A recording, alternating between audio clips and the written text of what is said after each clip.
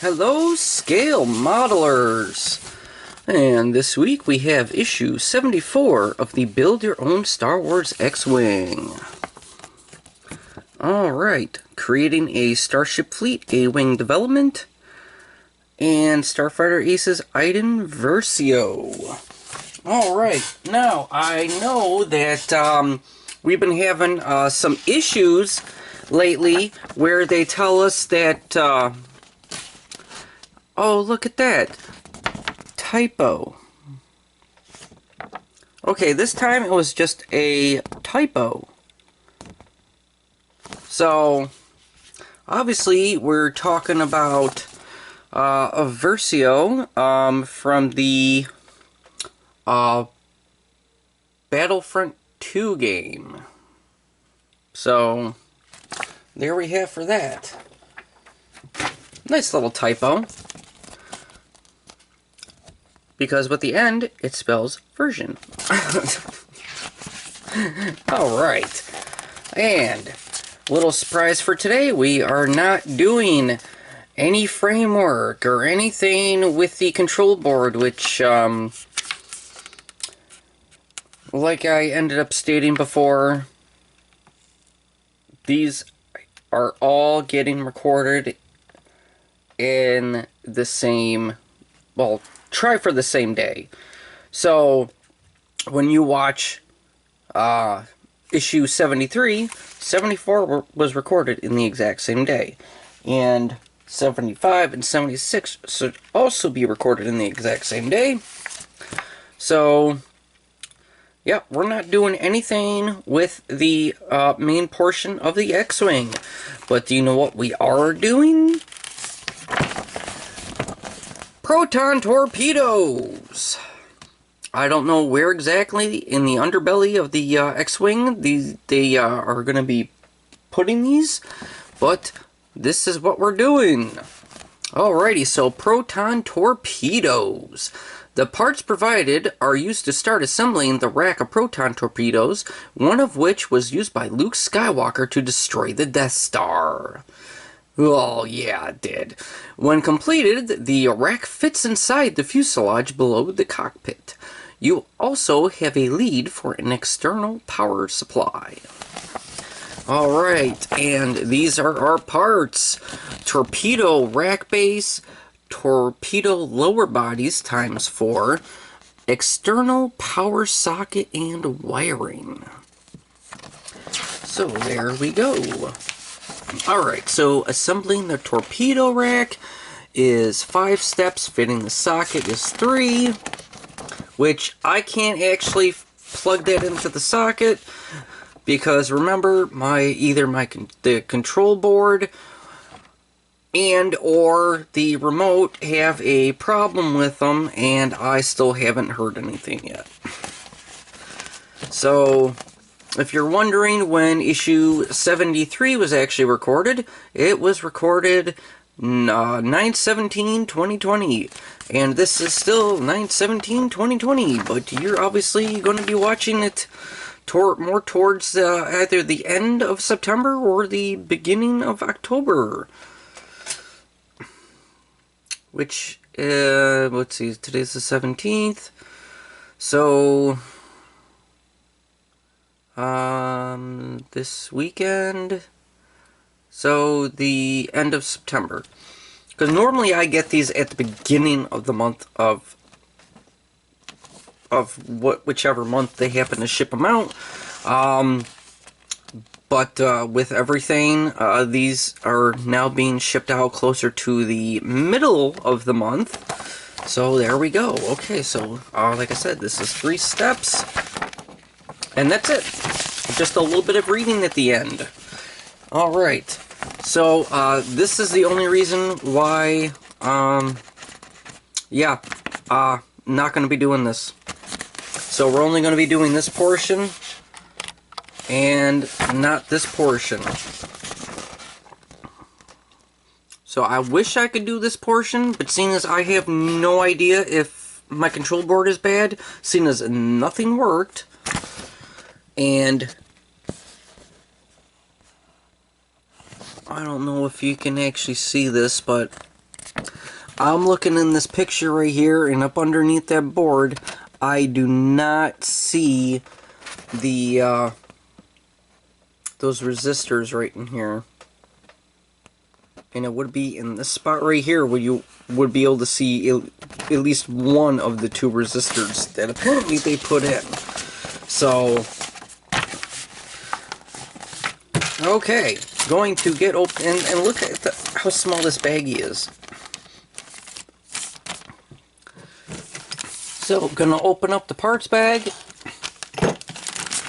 and right off the bat, gonna take a look at this. This little socket right here. External power supply. Number 20. Alright, that is going to be going into the box o' tricks. Because I won't be able to do anything with this until I get a working control board. And I don't know when I'll be able to get one. So all I can do is do the portion of the builds that I can actually do. It might not involve any actual electronics works, but I'll do it. So, alrighty. Assembling the torpedo rack. Begin assembling the rack by adding the lower torpedo bodies. They are a simple press fit, but only go one way around as shown.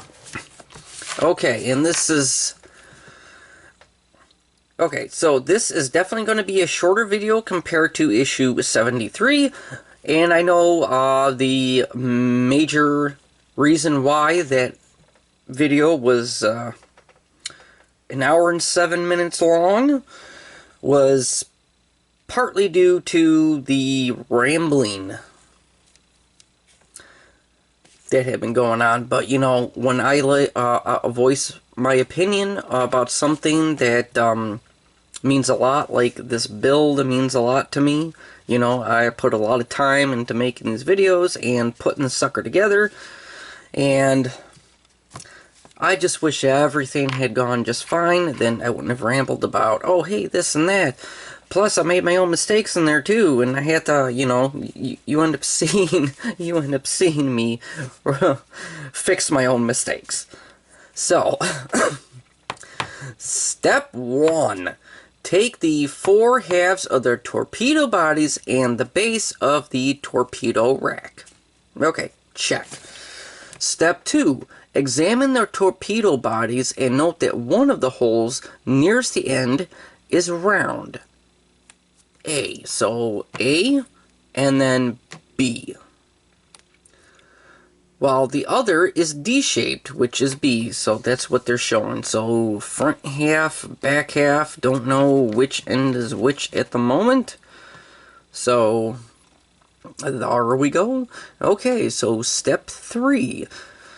And if you notice, here, we'll put this up in here, see. It's not exactly a complete round hole. I don't know if you can tell that. But that almost looks like a square hole. A off-center square hole. And then there's the D-shaped hole. Alright, step 3. Similarly, one end of the base of the torpedo rack has round pins, A, while the other has D-shaped pins, B. Alright, so this must be the B side, while this is the, focus, A side. Alright, step 4. Match up the holes and pins in one of the 4 positions nearest the center of the rack. Then press the lower body into place. Alright, turning it around to make sure that everything will line up the way it's supposed to. Circle with the circle, D with the D. Oh, that wasn't even over the spot. Okay, and that's a tiny bit of a loose fit. That side might actually have to get a small coating of super glue around it. Either that or probably use contact cement. Definitely do not use model glue, because that actually melts plastic. Alright. And then step 5 is fit all 4 halves of the torpedo bodies in the exact same way. Okay, so that is what we'll do. I wonder if all of them are loose. That one was a bit tighter. Not by much.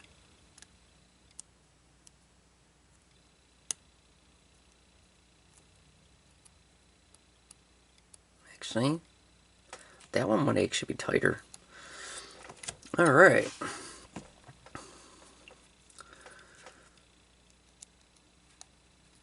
And here we go. Oh, yeah, that is what we're supposed to feel. Look at that. Putting the same kind of force in, that one's in place. So yeah, might have to just take care of the other side here. It might not be like that on everybody's, but that just means that either the mold that they're using for this has expanded a bit for that half of it. You know, a little bit of mold degradation because these ones are snug. Okay. That completes the assembly of the base of the torpedo rack.